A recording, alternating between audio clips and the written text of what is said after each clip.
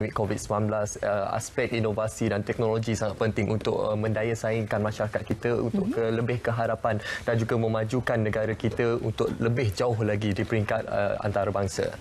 Dan sebenarnya dalam situasi yang mencabar itu banyak peluang ataupun potensi yang diambil untuk menyelesaikan situasi ataupun masalah semasa. Jadi bagaimana kemajuan lebih dan inovasi dan teknologi ini boleh diperkembangkan lagi bersama kami di studio. Terima kasih yang berbahagia Profesor Datuk Teknologis Dr. Ahmad Fauzi yang merupakan Timbalan Naib Chancellor Penyelidikan Inovasi UTM. Pertama sekali tahniah atas portfolio baru ini.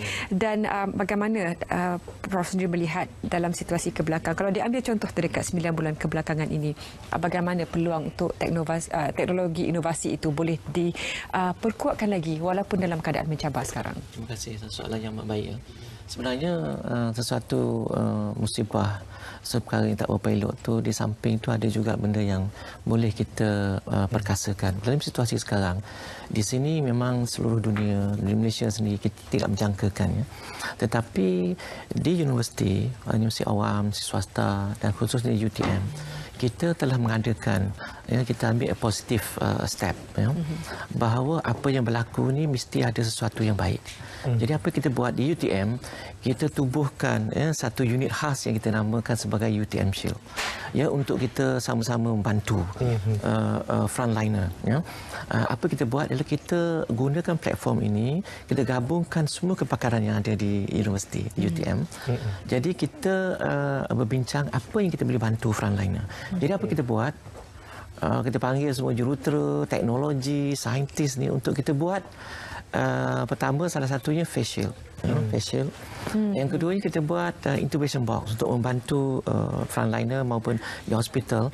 Dan satu yang berimpak, yang amat berimpak, kita berkolaborasi di antara penyelidik pensyarah UTM dengan pensyarah daripada negara Taiwan. Dan pada 1 minggu lepas, tak silap saya, kami telah hand over 1,000 aerosol box. Kita buat aerosol box yang bernilai kurang lebih RM200,000 yang kita serahkan kepada Yang Berhormat Datuk Dr. Adam Baba, Menteri Kesihatan Malaysia. Dan ini diserahkan kepada semua hospital-hospital di negeri Johor. Semua dah ada. Semua dah ada tu kita sampaikan. Ini sebahagiannya. Jadi kurang lebih 5,000 face shield yang dihasilkan oleh para penyelidik, para pensyarah, para staf, student UTM bekerja siang malam lah, untuk membantu walaupun dalam keadaan yang agak kekurangan. Alhamdulillah, we do it together. Ya, betul. Kita melakukannya bersama dan insya-Allah kita pasti akan berjaya dalam melaksanakannya. Dan topik perbincangan kita pada hari ini adalah perbincangan berkenaan kemakmuran masyarakat melalui inovasi dan teknologi. Jadi cabarannya di sini ialah dari segi aspek ketersampaian. Bagaimana untuk kita mengadaptasikan segala inovasi dan teknologi khususnya yang dihasilkan oleh UTM sendiri supaya sampai dapat diaplikasikan oleh masyarakat. Jadi persoalan ini kita akan gantung sementara kerana kita akan memberi laluan kepada berita radio bervisual sebentar saja lagi. Jadi Datuk akan sendiri memberi sedikit penjelasan bagaimana untuk kita memperhalusi cabaran ini dalam kita mendepani cabaran pandemik COVID-19 ini dan kepentingan adaptasi inovasi dan teknologi ini kepada masyarakat. Jadi ia satu persoalan yang cukup penting saya kira, Azalea. Dan tapi kita ambil sedikit satu minit kalau boleh, Prof. Bagaimana secepatnya peluang ini diambil oleh UTM untuk memastikan kita ada ruang untuk melakukan sesuatu, let's get to it. Terus kita lakukan bersama. Apa yang kita buat ialah kita memang ada database di UTM. Katakan contoh, kita buat baja, kita dah ada orang.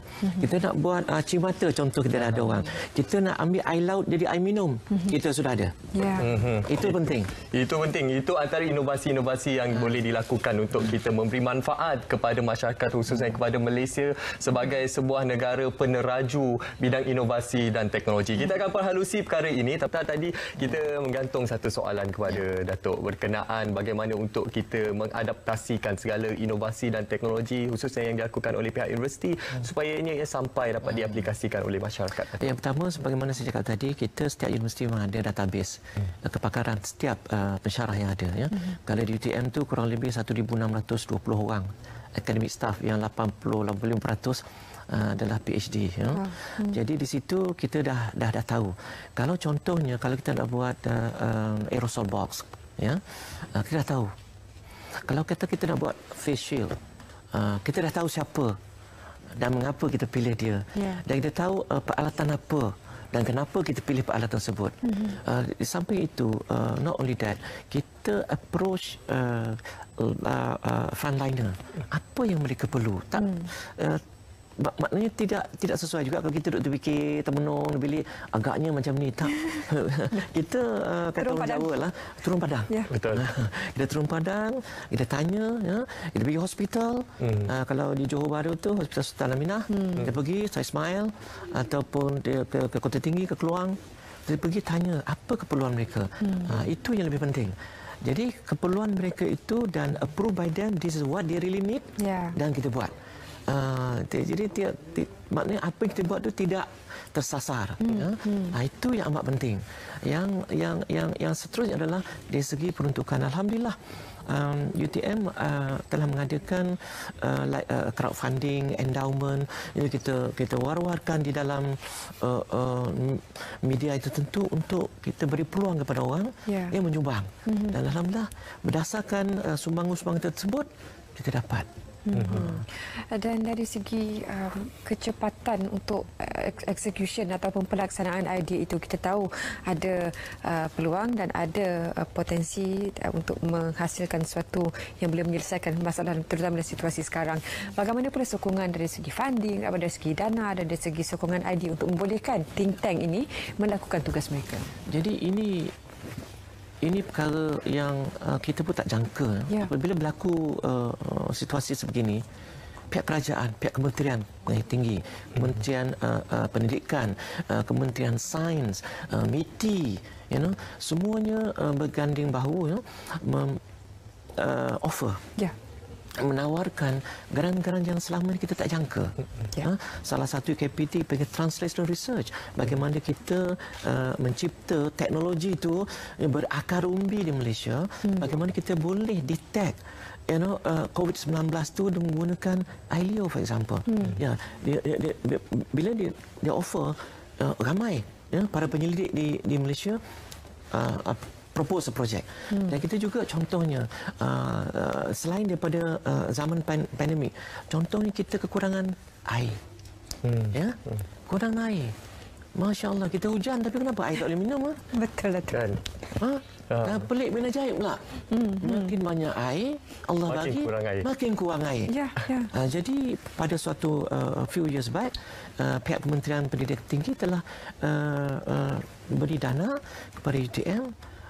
Why don't you convert seawater, air laut, kepada air minum?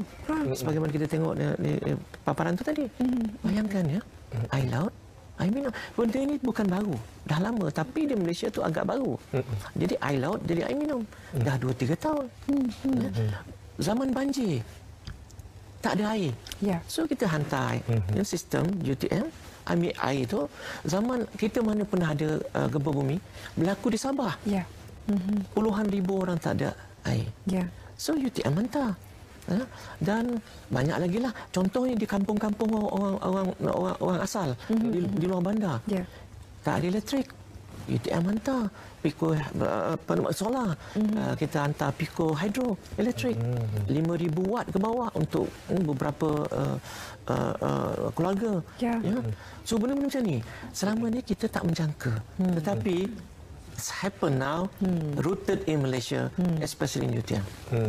Antara motor yang cukup kita boleh kita kongsikan kepada penonton ialah motor daripada UTM sendiri, kerana Tuhan untuk manusia. Satu aspirasi saya kira memang cukup baik sekali, dan juga pelbagai inisiatif yang telah dirancang oleh pihak UTM untuk memperkasakan bidang inovasi dan teknologi ini. Bagaimana pula dari aspek kemakmuran ataupun pembangunan lestari, dari sudut itu untuk kita melaksanakan inovasi dan teknologi dalam masa yang sama untuk kita menjaga alam sekitar. Ini cantik. Soalan yang cantik. Lestari itu alam sekitar satu. Saya ni tak suka orang cakap tapi tak buat. Cakap bagai nak rak, kata orang kampung. Cakap bagai nak rak. Kata orang Melaka berdegau-degau. Jawa macam On paper cantik lah. On paper cantik tapi tak buat. Makanya dalam surah As-Saf pun cakap juga. Allah kata orang cakap tak buat ni orang yang tak apa elok lah. Jadi yang penting adalah kita buat, kita monitor dan monitor dan monitor. Ya. Itu penting.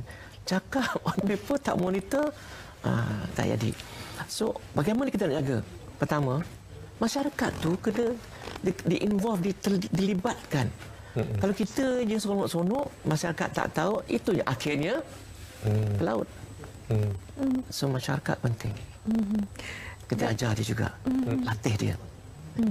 Dalam situasi untuk memastikan keterlibatan masyarakat lah seperti Datuk sebut tadi, bagaimana pula dari aspek barangkali boleh diperbaiki dari segi political will, sebab kadang-kadang idea itu sudah cantik, masyarakat pun sudah terima, tapi prosedur yang agak-agak melambatkan sesuatu kejayaan ataupun pelaksanaan idea itu. Bagaimana pihak UTM mengatasi semua itu sebelum ini? Oh, mantap soalan awak, Zalia.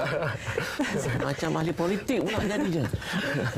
Sebab follow up ni sangat penting. Ya, betul.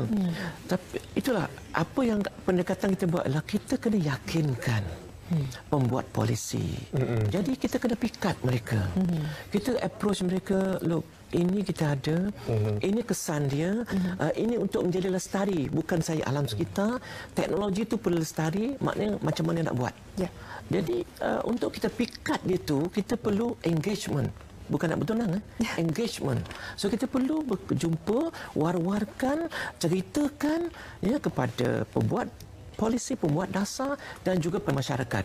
So apa yang berlaku? Kita pikat masyarakat, masyarakat itu akan sendiri datang dengan kita dengan surat menyuratnya bahawa mereka menyokong. Tak guna kita cakap ini bagus-bagus, ada bukti? Tak ada. Yang cakap bagusnya penyelidik. So kata orang, kita tak boleh syok sendiri. Apa yang kita buat, kalau masyarakat tu believe, percaya, mereka tu sendiri akan menjadi juru cakap, juru acara. Tak ada kerja lah awak nanti. Jadi mereka, bila kalau mereka bercakap, that's it. Mereka perlu.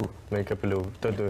Datuk, matlamatnya memangnya banyak. Matlamat pembangunan lestari, kita ada kemakmuran bersama. Jadi bagaimana untuk kita nak mencapai ke tahap ini, seperti Datuk cakap tadi, penglibatan antara masyarakat, kerajaan dan juga bagaimana pula dari segi peranan pemain-pemain industri di luar sana untuk menyokong universiti sebagai satu organisasi akademik untuk mereka menzahirkan segala inovasi dan teknologi ini, dan bagaimana kerjasama strategik ini boleh membantu dalam hal ini, Datuk? Kita di UTM, kita establish kita a platform, kita panggil aim 4 star, bukan 5 star. Kita tak nak 5 star. Kita aim 4 star. Maknanya A adalah academia, I industry, M government, S society for strategic transformation. Apa yang kita buat adalah top down ya, bottom up pun ya. Kita ada platform. Dan kita gunakan ini, kalau katakan contohnya baja. Jom. Kita ada orang yang perlu, kita ada pemikirnya, dan kita realisasikannya. Industri pula, kita pergi sebagai satu keluarga, platform ni kita pergi kata UMW for example. Kita pergi, kita ada kolaborasi, kita jumpa orang yang boleh buat keputusan, kita pun pergi dan kita cuba meyakinkan mereka. Jadi platform ni penting. Tak guna kita bercakap saja ya. Kalau tanya apa on what ground, tak ada. Mana paperworknya, mana. Sebagai kesimpulan Prof Datuk ya, terutamanya kepada mereka yang terlibat secara langsung dalam bidang inovasi, kadang-kadang bila idea itu dah cantik agak sangkut dari segi funding ataupun dari segi sokongan, apa yang membolehkan, mengikut pengalaman Prof Datuk sendiri, apa yang membolehkan setengah pihak itu muncul lebih maju berbanding idea-idea yang lebih baik tetapi tidak dapat tampil sebelum ini? Pertama, inisiatif dia. Saya pun start dengan RM19,000 saja. Saya start dulu tahun 1998-99. Jadi cuma kita kena buat engagement banyak. Kita kadang-kadang orang balik PhD, buat PhD penat. Zalia Abdul kata penat, buat master sebagainya kan. Memang penat. Tetapi kalau kita think and end in mind, kita buat sesuatu tu untuk masyarakat. So apa kita perlu? Jalanlah. Dan terbaru 2 November lepas kita lancarkan modul Mekar, ya ini modul untuk kita bantu pencegahan jenayah di peringkat kanak-kanak dan remaja. Inisiatif ni oleh PDRM Johor. Dan kita bantu. Yang dilancarkan oleh Ketua Belik Johor, Dr. Ayub Khan. So, kenapa benda ni boleh berlaku? Maknanya adanya engagement. Macam mana engagement dibuat? Pikatlah mereka. Baik. Turun padang lah.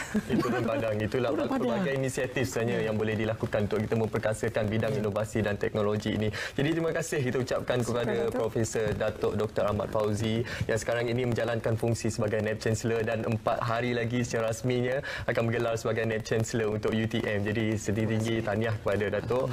Jadi kita harapkan dengan misi baharu ini insya-Allah akan terus memperkasakan bidang inovasi dan teknologi dalam negara. Terima kasih Prof. Datuk.